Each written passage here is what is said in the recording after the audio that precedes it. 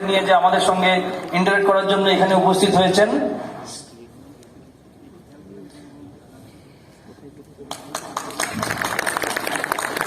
Thank you. Personality test সাধারণত শেষের দিকে হয়, last part of the episode, এবং সেটা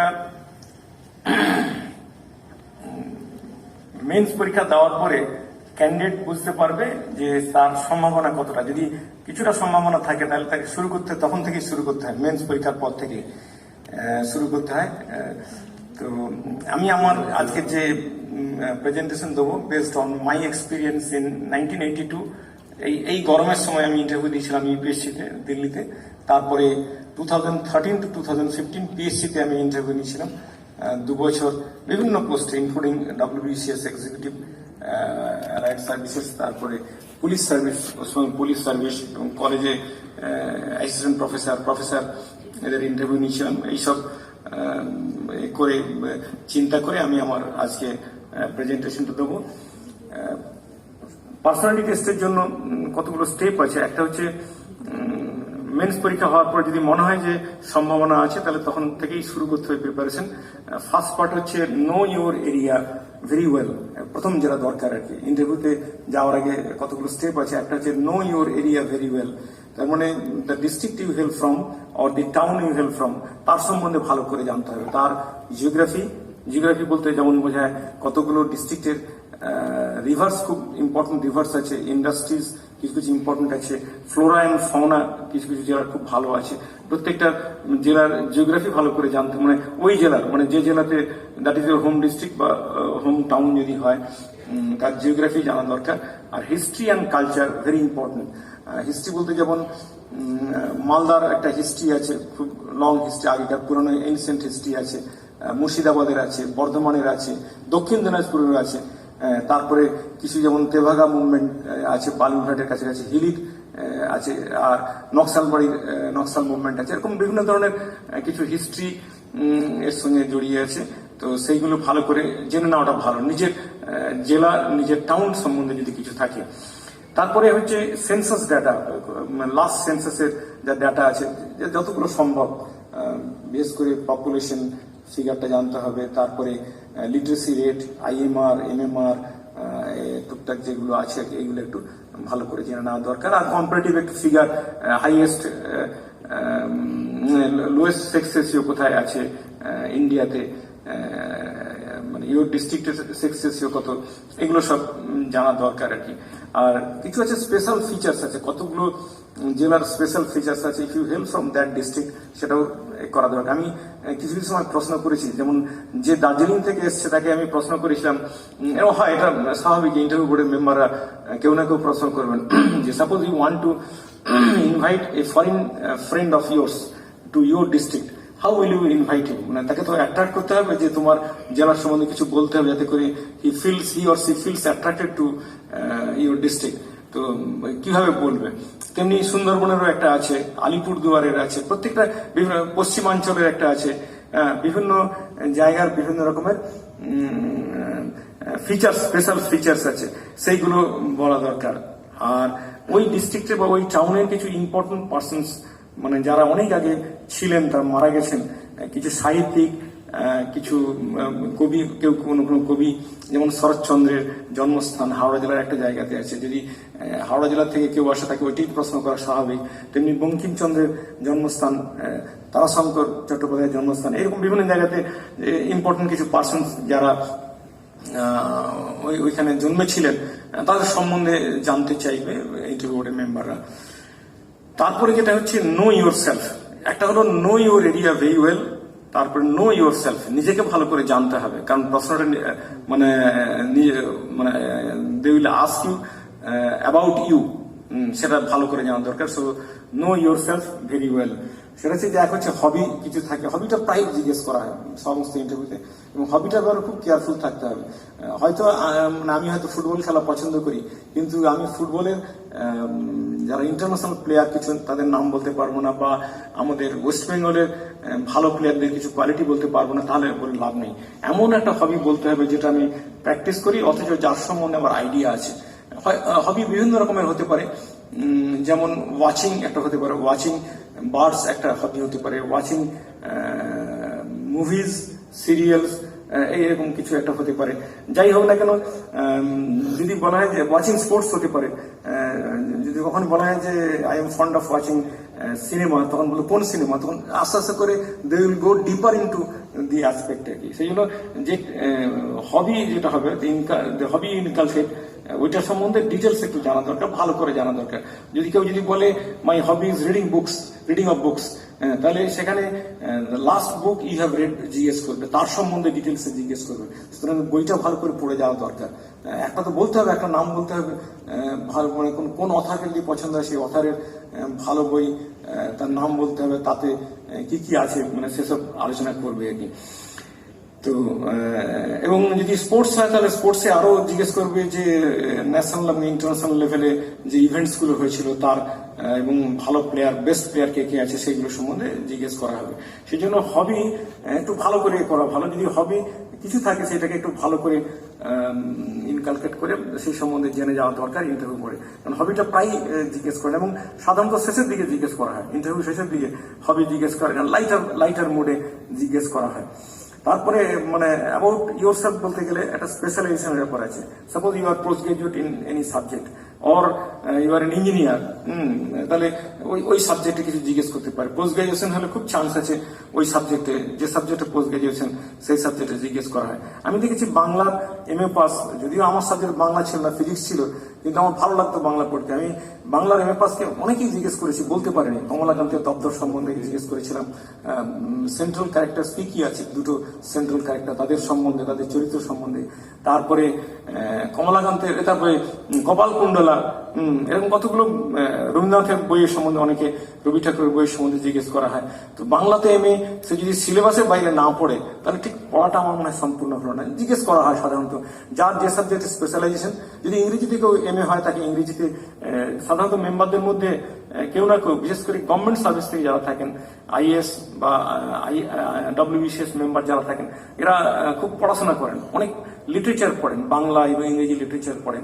সেই জন্য যার বাংলাতে MA বা ইংরেজিতে MA আছে বা অনার্স আছে তার একটু সাবধান হওয়া দরকার, একটু ভালো করে জেনে যাওয়া দরকার। সে যদি, আমি দেখেছি অনেক ক্ষেত্রে বাংলাতে MA পাস বলতে পারছে না, বলে আমার সিলেবাসে ছিল না। বলে সিলেবাসে নেই বলে পড়বে না, কি ধরনের জিনিস?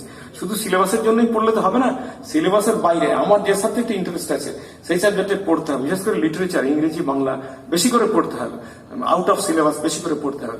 এই ব্যাপারে একটু কেয়ারফুল থাকা দরকার। কারণ মেম্বারদের মধ্যে অন্তত একজন দুজন থাকবেন যারা খুবই মানে they are very much fond of reading books in English or Bengali, অনেকেই পড়েন। যারা চাকরি করেন, এ নয় যে একবার পাস করে গেলাম তারপর আর পড়াশোনা করবো, তা নয়।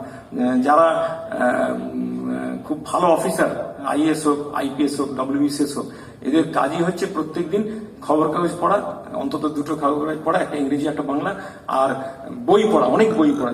জার্নিতে যাওয়ার সময় বই পড়তে হবে, ইভেন অফিসের মধ্যে লেজার টাইমে বই পড়েন।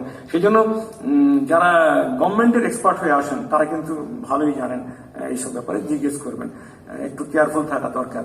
এমনকি ইঞ্জিনিয়ার যারা হয় তাদেরও ইঞ্জিনিয়ারিং সাবজেক্টে জিজ্ঞেস করা হয়।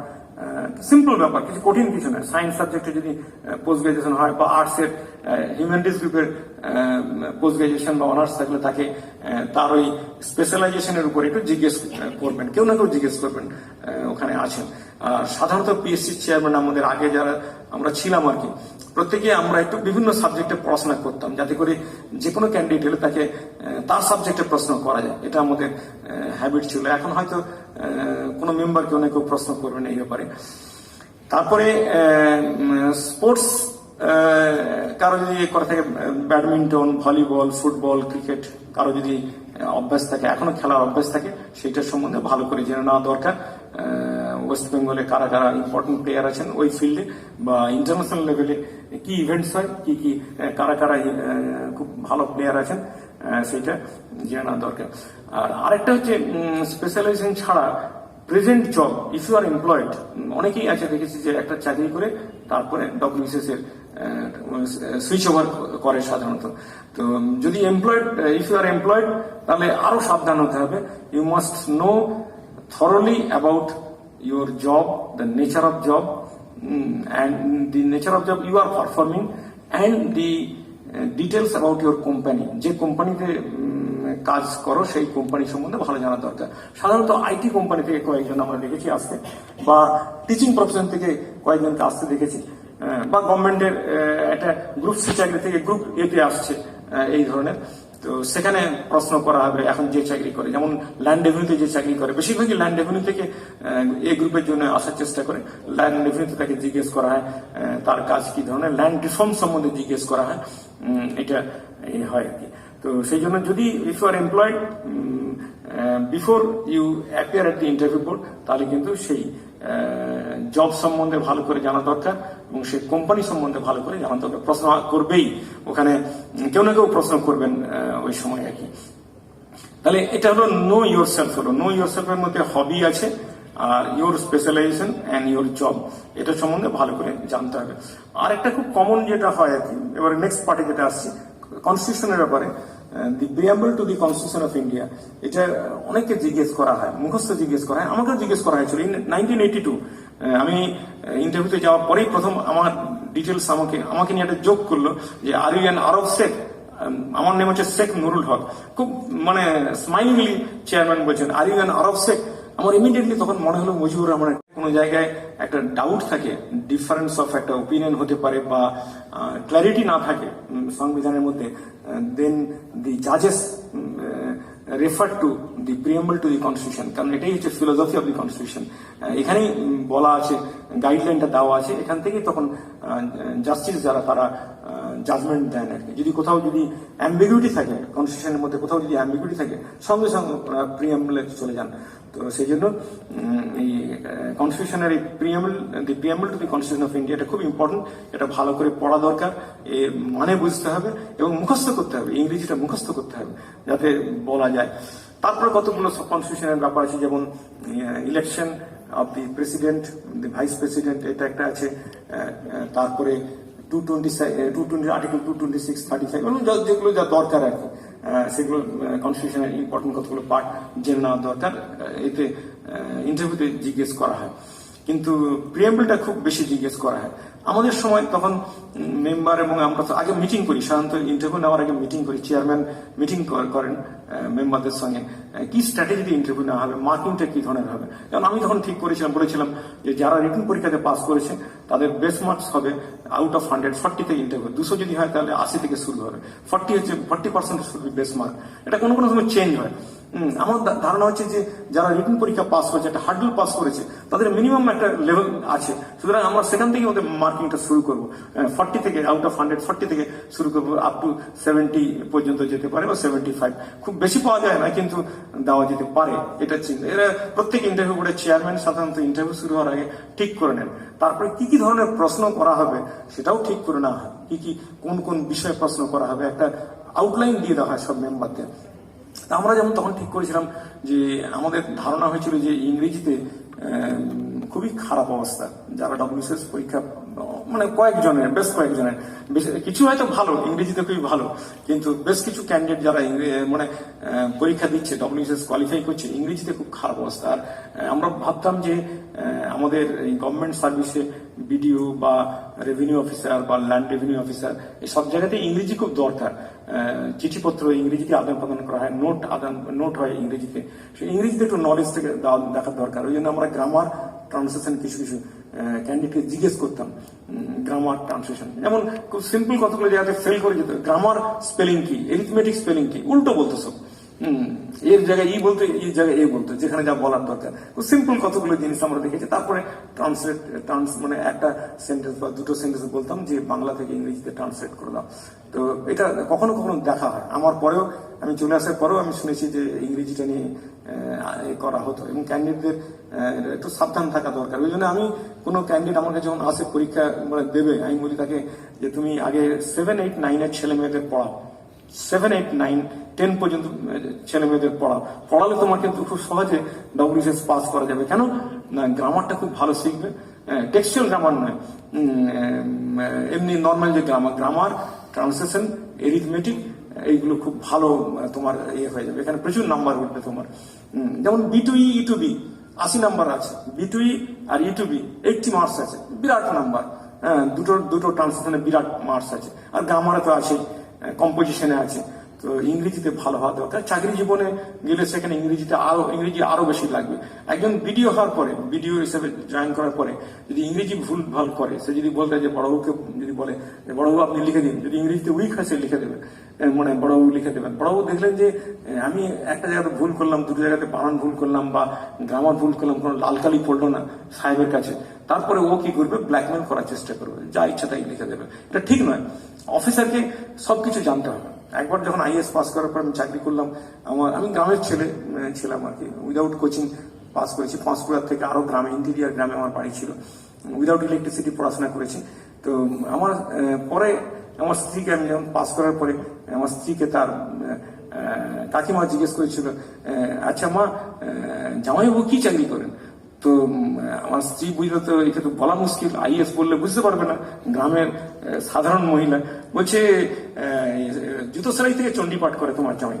বলছে কি জুতো সেলাই করে? হ্যাঁ, চণ্ডীপাঠও করে। এ কি ধরনের চাকরি?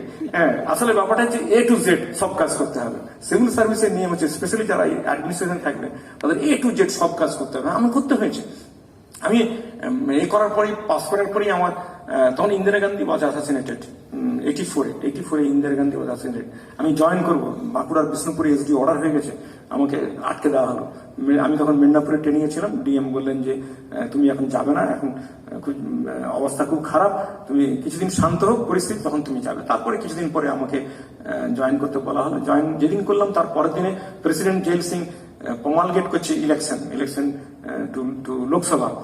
এবারে চিন্তা করা যায় যে আমি আমার সবে ট্রেনিং শেষ করেছি, একদিন মাত্র এসডিও চাকরি করলাম, পরের দিন থেকে আমাকে Lok Sabha election, parliament election conduct করতে হবে। এবং তার আগে ভাগ্যিস আমার ট্রেনিং একটা হয়েছিল, আসামে আমি দুটো জায়গাতে প্রেজাইডিং অফিসারের চাকরি করেছিলাম, আমাদের জোর করে পাঠানো হয়েছিল। তো তাতে অভিজ্ঞতা একটু হয়েছিল, পড়াশোনা করেছিলাম বইগুলো, প্রেজাইডিং অফিসার হ্যান্ডবুক, তারপরে ওই ল ইত্যাদি, যেগুলো ফলে সুবিধা হয়েছে, ভালোভাবে করেছে। এবং কোনো সময় আমাকে কাউন্টারে যেতে হয়েছে, এসডিও হয়ে আমাকে কাউন্টারে ভুল করছে, আমার স্টাফেরা বাবুরা ভুল করছে কিছু কিছু জায়গাতে, পোস্টাল ব্যালট ইস্যু করার ব্যাপারে, তারপরে ভোটার অন ইলেকশন ডিউটি, সেগুলো ভুল করছে। তো আমাকে কাউন্টারে গিয়ে কারেক্ট করতে হয়েছে। তারপর আমাকে জানা উচিত আমি যদি জানি, সব সাবজেক্টগুলো আমার জানা থাকে, তাহলে স্টাফেরাও আমাকে অন্তত রেসপেক্ট করবে, তারা আমার কথা শুনবে। তো তখনই আমি বুঝলাম যে A to Z সমস্ত কিছু জানতে হবে। পিওনের কাজও করতে হবে, পিওন নেই, পিওনের কাজটা আমাকে ওই এনভেলপটা পেস্ট করে, গাম দিয়ে পেস্ট করে দিতে হবে, হাতে লিখেও দিতে হবে তার উপরে কোনো সময়, আর কোনো সময় আবার এসডিওর চেয়ারে বসে এসডিওর কাজও করতে হবে। সব রকমই দরকার। তো সেই জন্য ইংরেজিটা ভালো করে আমার মনে হয় জানা দরকার। এবং দরকার হয় চাকরি পাওয়ার পরেও, আমি তো আইএস হওয়ার পরেও পিকিদের সরকারের পুরানো গ্রামার বই, যেটা এখন কলেজ স্ট্রিটে পাওয়া যায়, পুরানো মানে এখনকার নয়, পুরানো গ্রামার বই, যেখানে খুব সুন্দর ইংরেজিগুলো আছে আর কি। আমি তো 69-এ হায়ার সেকেন্ডারি পাস করেছি, সেই সময় বইটা পড়েছিলাম আর কি। সে বই এখনো রিপ্রিন্ট হয়ে পাওয়া যায়, সে বইটা আমার কাছে সবসময় থাকতো, আমার বাড়িতে এখনো আছে। এখনো কমলাকান্তের দপ্তর আছে আর পিকেদের সরকারের গ্রামার আছে। কমলাকান্ত দপ্তরে যে রস আছে, সেটা যদি আমি ফিজিক্স পড়ি, প্রশাসনে ছিলাম, কিন্তু ওই রসটা উপভোগ করি কোনো সময়। এরকম অনেক সাহিত্যের বইও রাখতে হয়।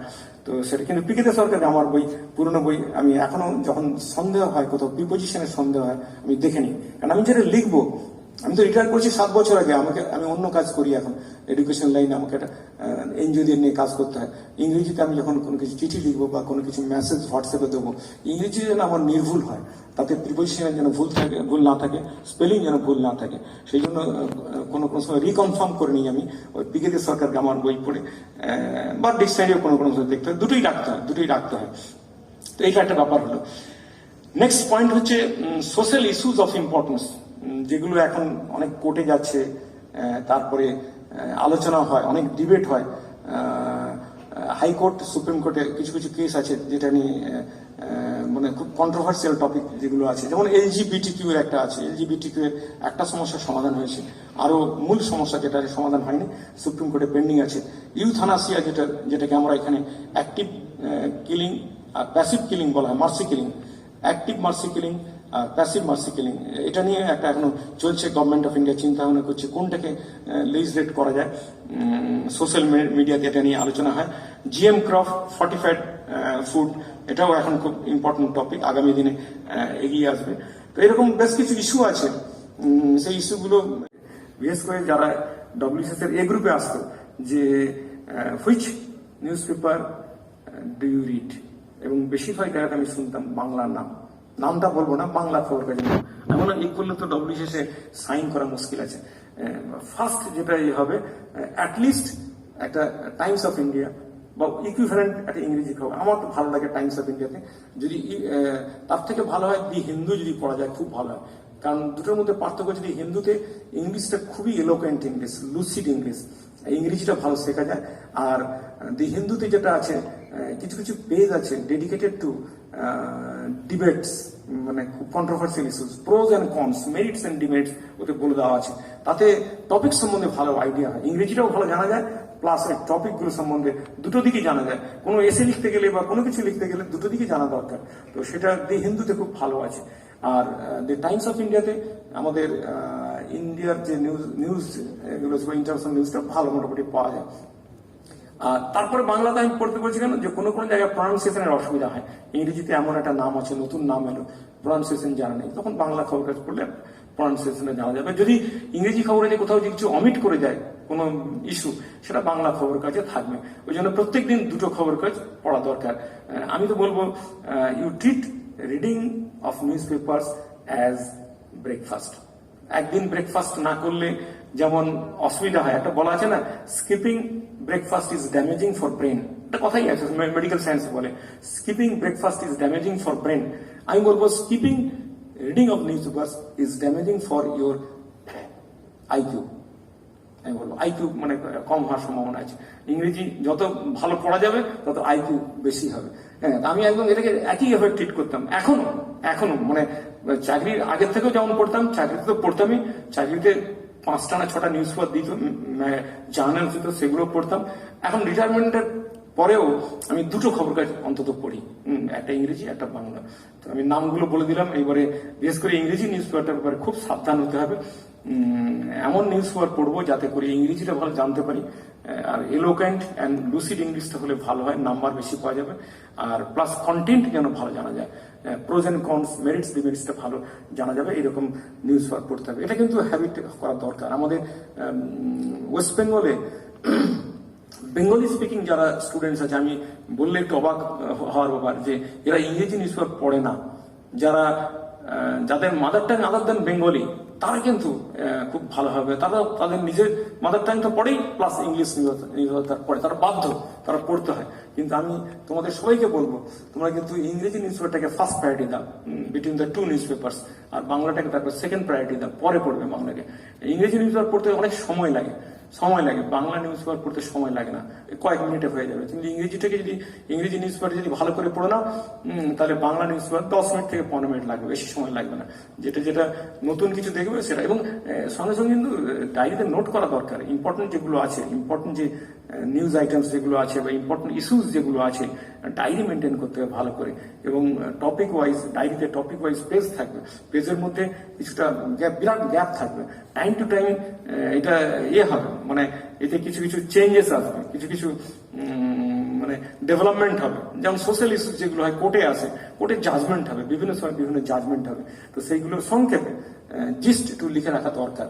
বা কোনো কিছু ইভেন্ট যদি হয়, তারও একটা লিখে রাখলে তারপরে আবার নিউজ পরে আবার ওই ইস্যু নিয়ে আবার যখন বেরোবে, ওই ইভেন্ট নিয়ে যখন বেরোবে, তখন একটু অ্যাডিশন করে নেওয়া দরকার বা করিজেন্ডাম করা দরকার, যেটা দরকার। সেই জন্য মানে খুব সিনসিয়ারলি, মানে খুব রিলিজিয়াসলি আমি বলবো, একটা ডায়েরি মেনটেন করো, বড় ডায়েরি, একাধিক ডায়েরি থাকবে, যাতে নিউজ পেপারের ইম্পর্টেন্ট নিউজ আইটেমগুলো তুমি লিখে রাখতে পারবে। এটা বলার উদ্দেশ্য হচ্ছে যে তোমার এই সম্বন্ধে যত কারেন্ট ইভেন্ট সম্বন্ধে যত আইডিয়া ভালো থাকবে। কারণ ইন্টারভিউ পরে কিন্তু কারেন্ট ইভেন্টস, তোমার যেদিন ইন্টারভিউ দিতে যাচ্ছ তার 2-3 মাস আগের মধ্যে যে ঘটনাগুলো ঘটেছে সেইগুলো সম্বন্ধে খুব বেশি জিজ্ঞেস করা হবে, এবং হয়তো তার সঙ্গে কোরিলেট করা হবে, অনেক আগের একটা ঘটনার সঙ্গে কোরিলেট করতে চাইবেন ইন্টারভিউ বোর্ডের মেম্বাররা। সেই জন্য একটু ভালো করে পড়ে রাখার দরকার, এবং ডায়েরি মেনটেন করাটা খুবই দরকার। নিউজ পেপার পড়ার পরে ডায়েরিতে সাবজেক্ট বা টপিক ওয়াইজ যেন পেজ কিছু আলাদা করে দেওয়া থাকে। তারপরে হচ্ছে ন্যাশনাল আর ইন্টারন্যাশনাল ইভেন্টস যেগুলো হয়, ওই যে সামিট যেগুলো হয় বা কনফারেন্স হয় ন্যাশনাল বা ইন্টারন্যাশনাল, বিশেষ করে ইন্টারন্যাশনাল লেভেলে কনফারেন্স বা সামিট হয়, সেইগুলো সম্বন্ধে ভালো করা দরকার। আর ইভেন্টস এর মধ্যে অলিম্পিক গেমস, ওয়ার্ল্ড কাপ ইত্যাদি যে গেমস সায়েন্স অ্যান্ড টেকনোলজি, আজকে তোমাদের উনি এক্সপার্ট বলবেন, তো এটা কারেন্ট অ্যাফেয়ার, উনি ডব্লিউসিসি সায়েন্স অ্যান্ড টেকনোলজি ব্যাপারটা বলবেন। তো এটা তোমরা কিন্তু এখন যেগুলো অ্যাচিভমেন্টস হচ্ছে বিভিন্ন ক্ষেত্রে সায়েন্স অ্যান্ড টেকনোলজিতে, সেইগুলো তোমাদের নোট করে রাখা দরকার ডায়েরিতে। নোবেল প্রাইজ বিভিন্ন সাবজেক্টে, কোন সাবজেক্টে পাচ্ছেন, কেন পাচ্ছেন, সেটা লিখে রাখা দরকার। আর লাস্ট অফ অল আমি যেটা বলবো, এখন মেম্বাররা অনেকেই কিছুটা biased in favour of government schemes. কিছু কিছু মেম্বার খুব বায়াসড, কারণ গভর্নমেন্টের একজন অফিসার থাকবেন ওখানে, তো ন্যাচারালি উনি চাইবেন যে গভর্নমেন্ট স্কিমস, রিসেন্ট যে লঞ্চ হচ্ছে যে গভর্নমেন্ট স্কিমগুলো বা পুরোনো কিছু গভর্নমেন্ট স্কিম আছে, 100 দিনের কাজ যেটাকে এমজি নারেগা বলা হয়, তার থেকে শুরু করে পরপর অনেক স্কিম হয়েছে। পোভার্টি অ্যালিগেশন স্কিম হতে পারে, স্কিল ডেভেলপমেন্ট প্রোগ্রামস হতে পারে, এরকম বিভিন্ন ধরনের যা আছে, উইমেন এম্পাওয়ারমেন্ট প্রোগ্রাম হতে পারে। এগুলো গ্রুপ করে শিখে নিতে হবে যে কোন কোন স্কিম কোন গ্রুপে পড়ছে, এবং সেটা সম্বন্ধে একটু জেনে নেওয়া ভালো, কিছুটা জেনে নেওয়া ভালো। তার জন্য আমার মনে হয় ডায়েরি মেনটেন করতে পারলে ভালো হয়। এবং পঞ্চায়েত সিস্টেম হচ্ছে খুব important. West Bengal panchayat system very old panchayat system, Karnataka এবং ওয়েস্ট বেঙ্গল প্রায় সমসাময়িক ছিল, এবং ওয়েস্ট বেঙ্গল পঞ্চায়েত সিস্টেমের নাম যথেষ্ট আছে। তো এই পঞ্চায়েত সিস্টেম সম্বন্ধে হয়তো পঞ্চায়েত সম্বন্ধে কিছু প্রশ্ন, টুকটাক ছোটখাটো প্রশ্ন থাকতে পারে। তাহলে এটা এ পর্যন্ত যেটা বললাম সেগুলো হচ্ছে বিফোর ইউ গেট দি সামন ফর ইন্টারভিউ, মানে ইন্টারভিউ যে ইন্টারভিউ লেটার পাওয়ার আগে পর্যন্ত এই ধরনের প্রিপারেশনটা করতে হবে। when you feel confident then you will be called for interview, called for PT, তখন এগুলো দরকার। এবারে once you get the clearance, মানে ইন্টারভিউ বোর্ডের ব্যাপারে আইদার ওয়েবসাইটে জানা গেল বা চিঠি এসে গেল, তখন কি করা দরকার, তারপর থেকে প্রিপারেশন। তারপর যেটা হচ্ছে একটা আনরিটেন ড্রেস কোড আছে পিএসসি আনরিটেন ড্রেস কোড। এটার কারণটা কি, between you and the members of the interview board there is a gap of 3 decades, 30 বছরের গ্যাপ আছে, 30 বছরের gap between you and the members of the interview board. কারণ ওরা 30 বছর চাকরি করে ফেলেছেন already, and you are about to enter government service. 3 decades এর গ্যাপ মানে বিরাট গ্যাপ। আজকাল বলা হয় একটা ডিকেডের গ্যাপ মানে একটা যুগের গ্যাপ, তাই না? তাহলে 3টে যুগ বা অন্তত একটা যুগে তো হবে গ্যাপ হবে। সুতরাং এই যে জেনারেশন গ্যাপ যেটা আছে, এই জেনারেশন গ্যাপে কিছুটা you have to adjust with the older generation. যারা ইন্টারভিউ বোর্ডে আছেন তারা সব ওল্ডার জেনারেশন, তাদের একটা এক্সপেকটেশন আছে ফ্রম ইউ, মানে ড্রেস কি ধরনের হবে, আর এটা কমিউনিকেশনটা কি ধরনের হবে।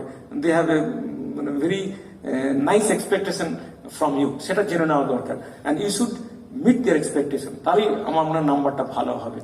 তাদের এক্সপেকটেশনটা কি, আনরিটেন ড্রেস কোড যেটা বলছে যে jeans and T shirt or গেঞ্জি should be avoided by boys and girls. ইন্টারভিউতে যারা যাবে জিন্স এবং এই টি শার্ট এবং গেঞ্জি এটা পরা উচিত নয়।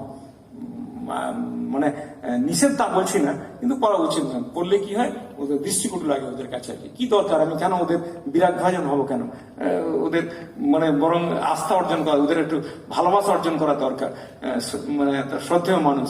তো সেই জন্য সেই হিসাবে ড্রেসটা করা দরকার। যারা বয়েজ আছে তাদের ড্রেসটা হবে black pant, full pant black or light colour হতে পারে, সোবার লাইট কালারের একটা প্যান্ট হবে, ফুল প্যান্ট হবে। আর ড্রেসটা, উপরের ড্রেসটা যেটা হবে full sleeve white shirt or off white shirt, check যেন না থাকে, চেক বা ওইসব বিভিন্ন রকমের ছবি যেন না থাকে, সিম্পল হবে, প্লেন হোয়াইট হতে পারে, ফুল স্লিভ হতে হবে, ফুল স্লিভ। আর হচ্ছে অফ হোয়াইট কালার, যে কোনো লাইট কালার হতে হবে, যাতে করে ড্যাজলিং কালার না হয়। এবং শার্ট শুড বি টাকড ইন, মানে তারপরে আমি যেটা আছি সেরকম না, একটু বেল্ট পরে থাকতে হবে, জামাটা ভেতরে গুজে টাক করে নিতে হবে, করে একটা বেল্ট পরতে হবে আর কি। এবং কালারটা সেভাবে মোটামুটি দেখে নিতে হবে, যাতে ব্ল্যাক হতে পারে বা লাইট। বা শুটা কিন্তু শুও খুব important. Shoe should not make any sound, shoe should not speak. অনেকে নতুন জুতো কিনে যাচ্ছে, মচমচ করে শব্দ হচ্ছে, হ্যাঁ, শু শুড নট স্পিক, হ্যাঁ, শুড বি সাউন্ডলেস। তার মানে যদি নতুন হয় তাহলে আগে থেকে প্র্যাকটিস করে নিতে হবে, পরে ওকে ওকে সহজ করে নিতে হবে, সাবলীল করে নিতে হবে, যাতে শব্দ না হয়। কারণ ওখানে সিমেন্টের, তো সিমেন্টের মানে খুব ভালো আছে, সিমেন্ট বা কি বলে ওই আছে মার্বেল আছে পিএসসির যে কনফারেন্স রুম, মানে এই রুমগুলো, ইন্টারভিউ রুমগুলো মার্বেল থাকে, যেন শব্দ না হয় সেটা দেখে নিতে হবে। At the same time you should feel comfortable, জুতোটা এমন হবে যাতে করে একটু আরামে যাওয়া যায় আর কি, পরা যায়। তো এটা একটু দেখে নিতে হবে। শুটা ব্ল্যাকও হতে পারে বা স্লাইটলি রেডিস হতে পারে, কোনো অসুবিধা নেই।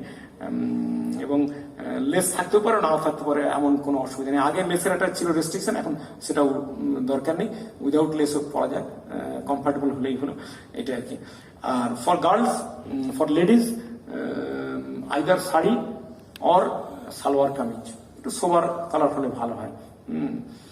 আর for boys tie is not essential. আমি বলবো টাই না পরাই ভালো। আমি টাই পরে যাইনি, আমি যখন ইউপিএসসিতে ইন্টারভিউ দিয়েছিলাম টাই পরে যাইনি, কারণ খুব গরম লাগে, কষ্ট হয়, আনকমফোর্টেবল হয়, সোয়েটিং হবে।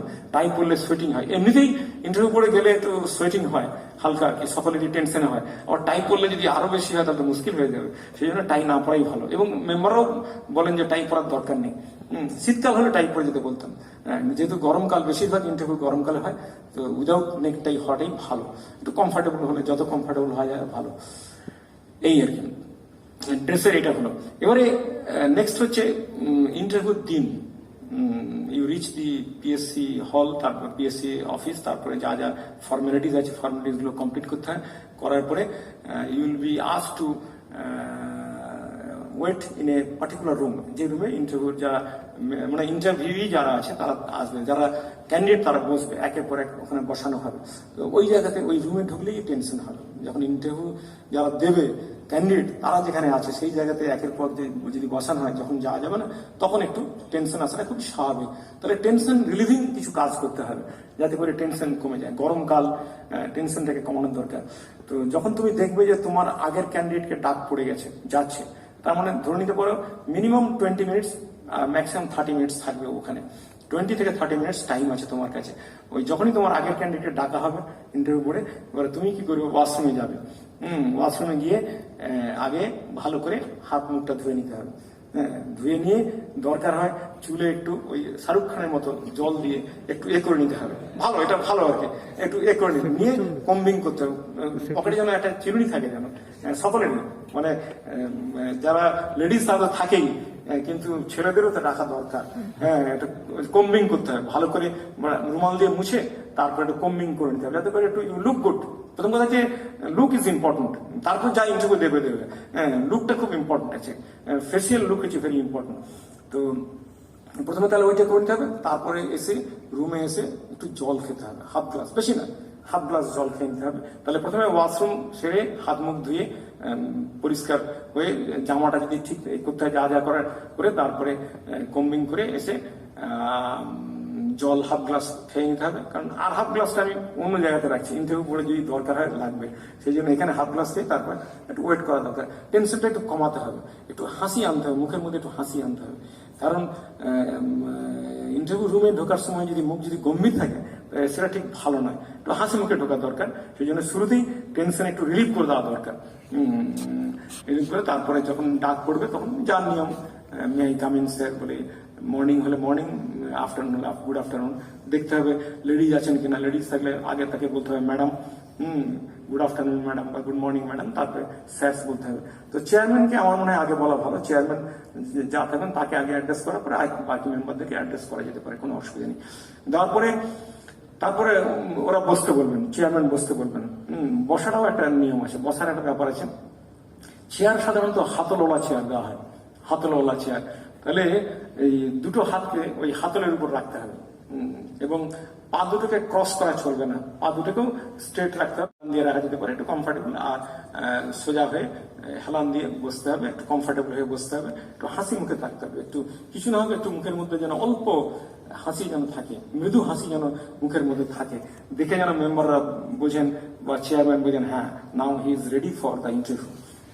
তারপরে চেয়ারম্যান যা বলার উনি বলবেন।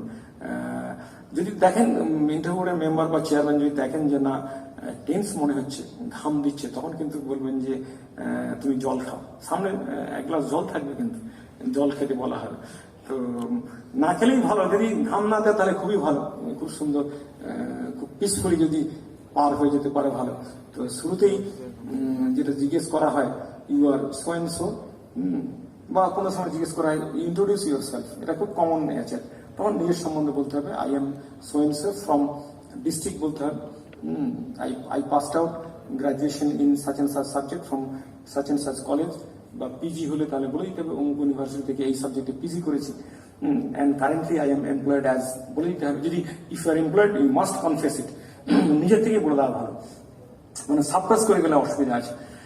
তো তখন ওরা কিন্তু ওইটা শোনার পরে ওরা মোটামুটি একটা ঠিক করে নেয়। এবারে মেম্বাররা বা চেয়ারম্যান খুব কম প্রশ্ন করবেন, কিন্তু মেম্বাররা তখন ঠিক করবেন একে কি কি প্রশ্ন করা যেতে পারে। বাড়ি বলেছে ওই জায়গাতে, পড়াশোনা এই সাবজেক্টে করেছে, চাকরি এটা করে, তাহলে এবারে এক একজন মেম্বার এটা দিক ঠিক করে নিল কে কোন প্রশ্ন করবে আর কি। কেউ হয়তো জেলার ব্যাপারে প্রশ্ন করতে পারে, কেউ সাবজেক্টে প্রশ্ন করতে পারে, হবি তো লাস্টে আসবে, এটা হলো। তো এবং প্রশ্ন দেওয়ার সময় যেটা উত্তর দেওয়ার সময় যেটা করতে হবে যে যতই প্রশ্ন আসবে খুব একটু অল্প হাসি মুখে উত্তরটা দেওয়া ভালো।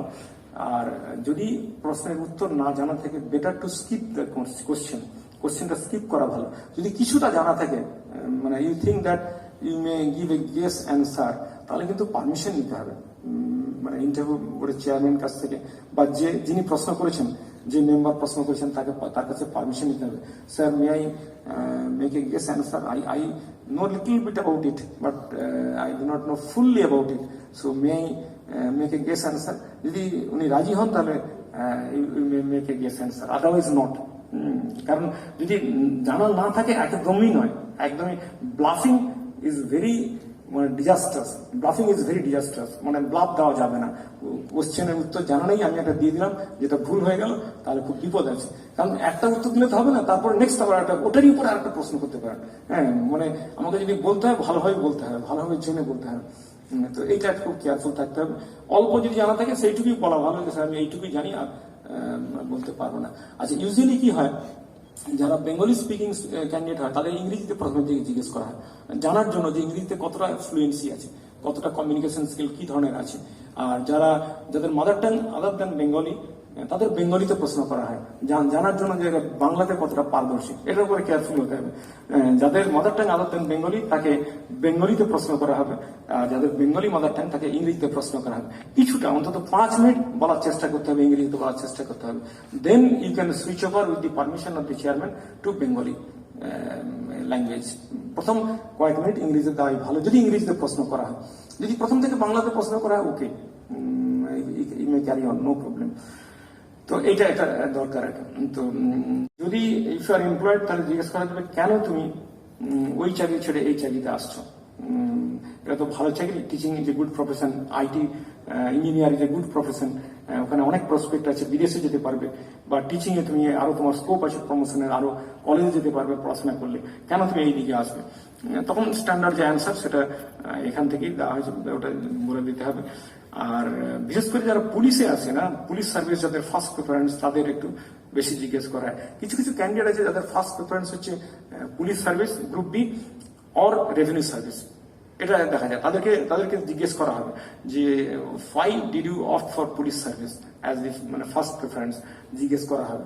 তাকে বলতে হবে যে পুলিশ সার্ভিস আমি যাচ্ছি কেননা এক্সিকিউটিভের থেকে আমার এখানে বিরাট সুযোগ আছে, কারণ police service can give me ample opportunity to serve the downtrodden, to the deprived, to the oppressed, যেটা এক্সিকিউটিভ সার্ভিসে অতটা নেই। পুলিশ সার্ভিসে যতটা সহজে ডাইরেক্টলি, পুলিশ সার্ভিসে ডাইরেক্টলি দেওয়া যায়, কিছু রেজাল্ট দেওয়া যায়, সেটা আমি পারবো, আমার মনে হয় আমি পারবো পুলিশ সার্ভিসে গেলে, এইভাবে তাকে বলতে হবে।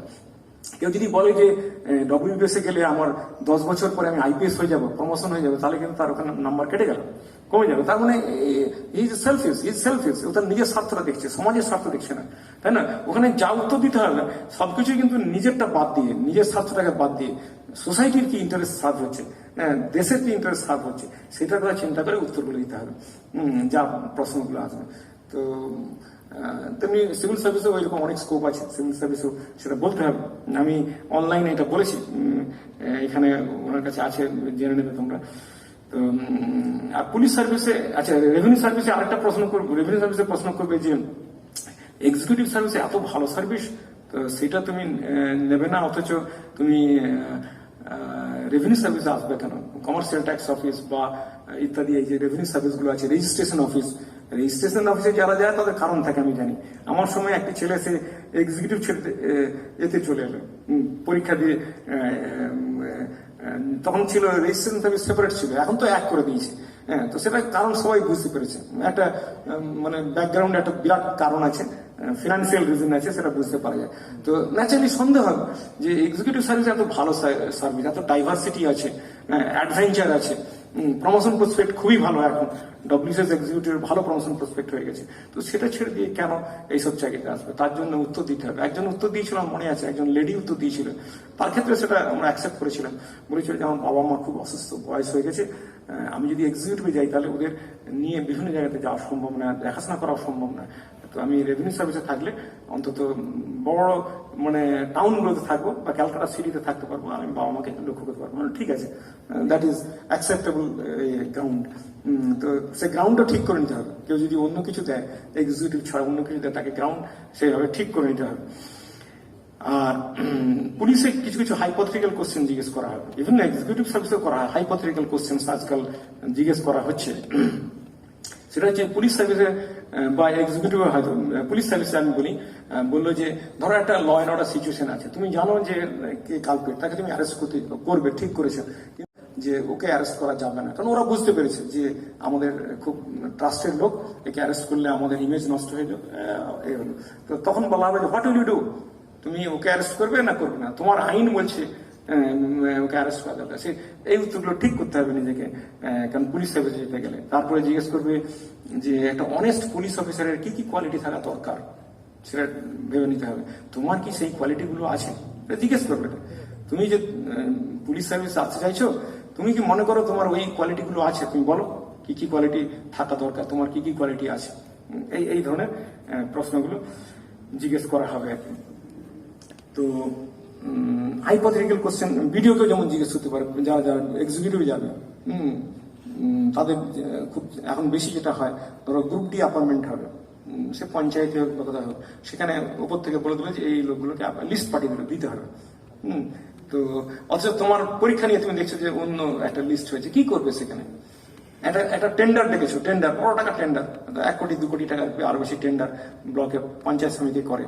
হ্যাঁ, টেন্ডারে বিডার যে আছে, দেখা গেল যে লোয়েস্ট বিডার, তাকে তুমি দিতে চাইছো, কিন্তু L3 বা L4 কে বলছে, উপর থেকে বলছে L3 বা L4 কে তুমি দাও। বিহাইন্ড দ্য স্ক্রিন একটা ইনস্ট্রাকশন আসছে যে L3 L4 কে দিতে হবে।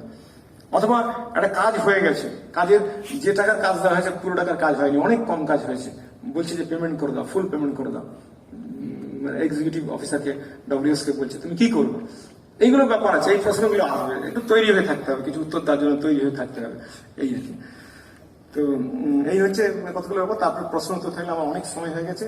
এবারে ইন ফাইন আমি যেটা বলবো, দি কোয়ালিটিজ রিকোয়ার্ড, যেটা কি কি কোয়ালিটি দরকার, সংক্ষেপে যদি বলি, একটা সিভিল সার্ভেন্ট হতে গেলে কি কি কোয়ালিটি দরকার, সেটা হচ্ছে ready with sharp memory, memory যেন খুব স্ট্রং হয়, আর উপস্থিত বুদ্ধি যেন ভালো হয়, স্মাইলিং ফেস উইদাউট টেনশন, এটা যেন হয়, no bluff answer, modesty in behaviour, knowledge on diverse topics, যে জন্য ইংরেজি খবরগুলো পড়তে বলছি, no argument with board members even if they are wrong, argument করা চলবে না। আর্গুমেন্ট করলেই কি হলো, যে বিহেভিয়ারের মধ্যে যে মডেস্টি, ওটা নষ্ট হয়ে যাবে। কারণ আফটার অল তারা খুব সিনিয়র অভিজ্ঞ মানুষ, হয়তো তারা কোনো জায়গাতে ভুল করছেন, আমি ঠিক, কিন্তু তবু আমার আর্গুমেন্ট করা যাবে না, অ্যাকসেপ্ট করে নিতে হবে উইথ এ স্মাইল। এটা হচ্ছে দরকার আর কি। তো এই হচ্ছে আমার বলার। এর মধ্যে সামান্য কিছু ডেভিয়েশন এদিক ওদিক হতে পারে ইন্টারভিউর সময়, সেটা নিজেকে ঠিক করে নিতে হবে। ব্যাস, এইবারে now I am ready to face questions. Gardening বা ছবি তোলা বা আরো অনেক কিছু আছে। স্যার সাপোজ আমি যদি বলি, যেটা আমি অনেস্ট সেটাই বলছি, যে আমার পড়াতে ভালো লাগে। আমি ছোট থেকেই আমার বন্ধু হোক কি আমার সিনিয়র কিছু হয়তো সে পারছে না, তাকে পড়ানো যদি আমি পারি, বা আমার বন্ধু বা ছোট ভাই পড়া, যাই হোক, মানে এরকম নয় যে আমি প্রফেশন হিসেবে, আমার ওটা শখ লোককে পড়ানো। টিচিং ইজ ইওর হবি। হ্যাঁ, টিচিং ইজ মাই হবি, কাউকে পড়ানো। স্যার যদি আমি বোর্ডে গিয়ে বলি যে আমার টিচিং বা কাউকে পড়ানোটা হবি, তাহলে আমি কি ধরনের কোশ্চেন এক্সপেক্ট করতে পারি? তাহলে আমার সাবজেক্ট সম্পর্কে, কোন সাবজেক্টে টিচিং করতে ভালো লাগে আর কাদের ক্লায়েন্ট কারা, কাস্টমার্স কারা, সেটা জিজ্ঞেস করা হবে। মানে কাস্টমার্স কারা, কি কি ধরনের, কোন কোন ধরনের স্টুডেন্টকে টিচ করতে ভালো লাগে, এগুলো জিজ্ঞেস করবে। তারপরে যদি সম্ভব হয় they will go deeper into it, otherwise sir মানে ডিপার মানে ওটাই সে জানতে চাইছে, মানে হ্যাঁ, কি রকম করে। যদি সাবজেক্ট হয় তাহলে সাবজেক্টের উপর জিজ্ঞেস করে প্রশ্ন কিছু। আর যদি অনেকে আছে না, যেমন স্পেশালি চ্যালেঞ্জ চিলড্রেনদেরকে পড়াতে ভালোবাসে, তখন ওইটার ব্যাপারে জিজ্ঞেস করবে। কি আইন আছে ওদের, গভর্নমেন্টের কি ফেসিলিটি আছে, গভর্নমেন্টের কি স্কিম আছে, এগুলো জিজ্ঞেস করা হবে। আছে না অনেকে যারা মেন্টালি রিটার্ডেড বা ফিজিক্যালি রিটার্ডেড ক্যান্ডিডেটদের পড়াতে ভালোবাসে, তো তাদের সম্বন্ধে তখন জিজ্ঞেস করা হবে। ওই জন্য কাস্টমার কারা আছে, সেটা, আর সাবজেক্ট কি, কোন সাবজেক্টে টিচিং এর সাবজেক্টে কি, এই দুটো সম্বন্ধে একটু পরিষ্কার আইডিয়া থাকা দরকার। একটু আগে বললেন মানে গভর্নমেন্টের নানা স্কিম নিয়ে, মানে অনেকে বোর্ড মেম্বার যারা থাকে তারা বায়াস থাকে, মানে সেক্ষেত্রে আর আমরা বর্তমান দিনে দেখতে পাই যে সেন্ট্রাল গভর্নমেন্টের অনেক স্কিম আছে যেগুলো আমাদের ওয়েস্ট বেঙ্গল গভর্নমেন্ট অ্যাকসেপ্ট করে না। এবার সেক্ষেত্রে যদি সেই ওরিয়েন্টেড কোন স্কিমের উপর মানে আমার ওপিনিয়ন চাওয়া হয়, সেক্ষেত্রে আমি কিভাবে জিনিসটা, না, ওপিনিয়ন যদি না চায় দেওয়া উচিত নয়। Controversy, you should not land into controversy. সাধারণত যারা স্টেট গভর্নমেন্ট অফিসার তারা প্রো স্টেট গভর্নমেন্ট হবেই, এটা নিয়ম, লয়াল টু দ্য গভর্নমেন্ট, এটা হতেই হবে। সুতরাং এমন কিছু বলা উচিত নয় যাতে তারা অ্যান্টি স্টেট গভর্নমেন্ট কিছু একটা ফিলিং পায়। কারণ you are suppose to join the state government service, not the central government service. So you have to toe the line of the state government, specially in the interview board. তারপরে অন্য কথা, interview pass হয়ে যাওয়ার পর তারপর ঠিক আছে, কিন্তু ওই ইন্টারভিউ বোর্ডের মধ্যে যেহেতু সবাই গভর্নমেন্টের অফিসার আছে, এই জন্য প্রো স্টেট গভর্নমেন্ট যেন ডিসকাশনটা হয়, অ্যান্টি স্টেট গভর্নমেন্ট যেন না হয়। স্যার বলছি মানে অনেক মানে যেমন হচ্ছে আমি একটা এক্সাম্পল দিতে পারি, যেমন আয়ুষ্মান ভারত মানে ওয়েস্ট বেঙ্গল গভর্নমেন্ট যেটা হচ্ছে মানে ইমপ্লিমেন্ট করেনি। এবার মানে আমাকে পার্টিকুলারলি ধরুন আয়ুষ্মান ভারত মানে সেন্ট্রাল গভর্নমেন্ট যেটা ইমপ্লিমেন্ট করেছে সেটার ক্ষেত্রে বলতে বলে, সেক্ষেত্রে কি মানে শুধু হ্যাঁ, যদি ওই সেন্ট্রাল গভর্নমেন্টের ওই স্কিমের ব্যাপারে জিজ্ঞেস করে তখন বলতে পারবো, কোনো অসুবিধা নেই, তখন বলবো। Thank you.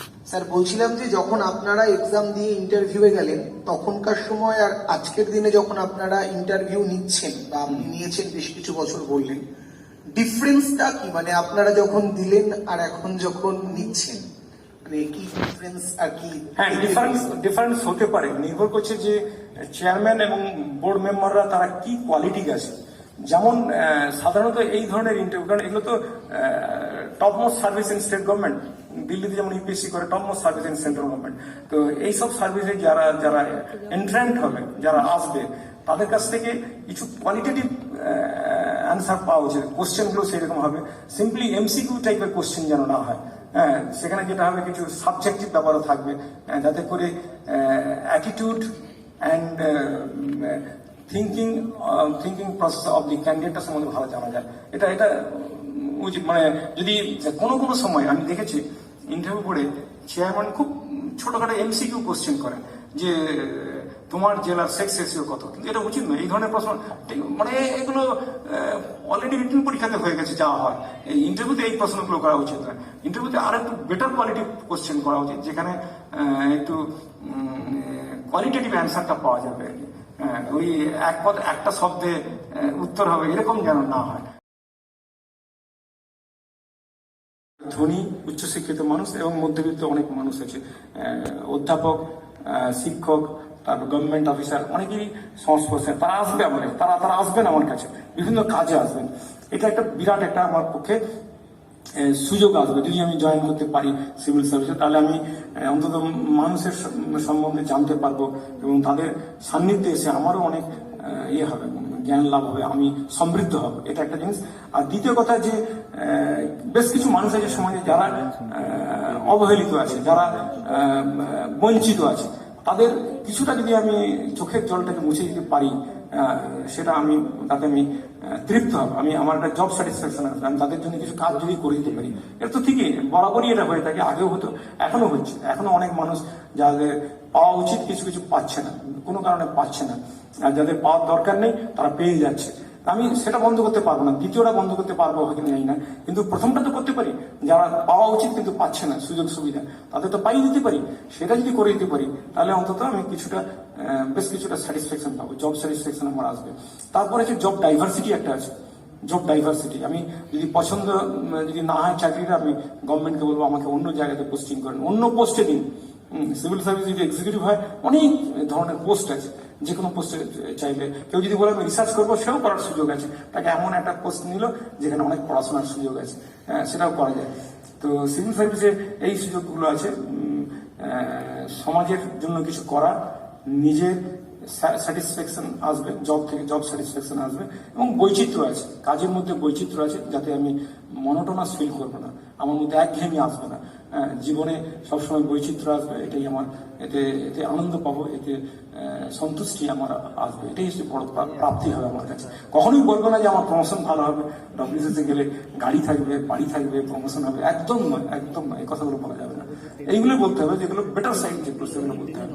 সুযোগ সুবিধা কি আছে, মানে সুবিধাটা কি আছে, মানে আমার তরফ থেকে, সমাজের তরফ থেকে কি সুবিধা হবে, সেটা বলতে হবে। স্যার, আর অপশনাল সাবজেক্টে নেওয়া যাবে না, অপশনাল সাবজেক্ট জিজ্ঞেস করবেই, স্যার রেডি হয়ে থাকবে যদি মেম্বারদের জানা থাকে। না স্যার, যেটা আমি বলছিলাম যে কেউ একটা হিস্ট্রি অপশনাল নিয়েছে, হ্যাঁ। ধরুন, এবার তাকে যদি কাউন্টার কোশ্চেন যদি করা হয়, তার হিস্ট্রি নলেজটা কিভাবে সে সোসাইটিতে কাজে লাগাবে, বা তার কিরকম কাজে হেল্প লাগাবে। হবে, সেই জিনিসটা কিরকম ভাবে ডিল করবে একজন মানে স্টুডেন্ট আর কি। জেনারেলি সায়েন্স সাবজেক্টের যারা ছেলে তাদেরকে জিজ্ঞেস করা হয় এটা, যে সায়েন্স, আমাকে যেমন ফিজিক্স জিজ্ঞেস করেছিল যে কি করা যাবে, এখন তো সুবিধা আছে। তো সোশ্যাল সায়েন্স যারা পড়েছে তাদের তো বেশি লাগবে, সোসাইটি নিয়ে কাজ আমার, হিস্ট্রি, জিওগ্রাফি, পলিটিক্যাল সায়েন্স, এইগুলো নিয়ে তো কাজ, মানে সিভিল সার্ভিসে তো এগুলোই তো বেশি দরকার হয়, মানে ম্যান ম্যানেজমেন্টে এগুলো দরকার হবে। তো আমার সোশ্যাল সায়েন্স আছে, কোনো কাজ দেবে। ইতিহাস যদি আমি জানি, তাহলে আমার কোনো জায়গা যদি আমি ইতিহাস যদি জানি, তাহলে সেই জায়গাতে আমি যদি ভিডিও হিসেবে যাই, আমি ভালোভাবে ট্যাকল করতে পারবো। ওই জন্য মনে হয় গেজেটিয়ার পড়তে বলা হয় আমাদের, যখনই আমরা যাই কোনো জেলাতে যাই না, আমাদের বলা ডিস্ট্রিক্ট গেজেটিয়ার পড়তে বলতে হয়। তাহলে তারই অতীত ইতিহাস কি আছে পড়তে হয়, আমরা পড়েছি, আমি সব জায়গাতে গিয়ে পড়েছি। যেমন বিষ্ণুপুরে যখন গেলাম, বাঁকুড়ার পড়লাম, কেন বাঁকুড়া নামটা করতে গেলাম, বাঁক থেকে হয়েছে, অনেক আগে তখন পড়েছিলাম আর কি। তো সেরকম ইতিহাসটা অতি অবশ্যই দরকার, যে কোনো জায়গাতে কাজ করতে গেলে না, সেই জায়গার ইতিহাস, ভূগোল খুব ভালো করে জানতে হবে। আমার একটাই কোয়েশ্চেন আছে, যে যাদের একটু লেখালেখি করার অভ্যেস, সামাজিক, রাজনৈতিক বা ধর্মীয় বিভিন্ন দিক থেকে, তো সেক্ষেত্রে কি ধরনের কোয়েশ্চেন হতে পারে আমাদের? লেখালেখিটার উপরে একটু সাবধান থাকতে হবে। আমার চাকরি জীবনে আমি তো পার্ক সেক্রেটারি ছিলাম, যেখানে ডব্লিউএসএম আইএস দের ট্রান্সফার করতাম আর কি। একটা সময় আমি দুটো অফিসারকে দেখেছি খুব বিপদে পড়েছিল, মনে রাখা দরকার। একজন IAS officer dismissal from service হয়েছিল, পরে রিইনস্টেট হয়েছে হাইকোর্ট থেকে, আরেকজন সাসপেন্ডেড হয়েছিল আইপিএস অফিসার। তো যাই হোক, এটার উপরে সাবধান থাকবে যতদিন, মানে so long you remain in government service until midnight of your retirement date. যেদিনে রিটায়ারমেন্ট হবে সেদিনে মিডনাইট পর্যন্ত, রাত 12টা পর্যন্ত কোনো কিছু বলা যাবে না, কোনো কিছু লেখা যাবে না যেটা কন্ট্রোভার্সিয়াল, যেটা শাসক দল মানে ক্ষমতাসীন দলের বিরুদ্ধে যাবে, বা যে কোনো দলের, যে কোনো দলের বিরুদ্ধে, রাজনৈতিক দলের বিরুদ্ধে যাবে, যে কোনো মানুষের বিরুদ্ধে যাবে, বলা যাবে না। কোনো গভর্নমেন্ট স্কিমের সমালোচনা করা যাবে না। একমাত্র যদি নন কন্ট্রোভার্সিয়াল যদি হয়, সায়েন্স, লিটারেরি, এইসব সাবজেক্টে যদি লেখক বা লেকচার দাও, তাহলে just you have to intimate your higher authority. যদি কন্ট্রোভার্সিয়াল মনে হয় যে কোনো একটা জায়গাতে এমন লেখা আছে যেটা খবর কাগজে বেরোলে বা টিভিতে গেলে সেটা নিয়ে খুব ঝড় উঠতে পারে, মানে ইন পাবলিক মাইন্ড, তখন কিন্তু কন্ট্রোভার্সিয়াল কোনো জিনিস লিখতে গেলেই আগে পারমিশন নিতে হবে। আর পারমিশন চাইতে গেলে ওরা কপিটা চাইবে, পুরো কপিটা চাইবে, লেখার কপিটা চাইবে, পড়ে দেখবে যে এটা অ্যালাউ করা যাবে কিনা, to be publish or to be broadcast, এটা ওরা দেখে নেবে।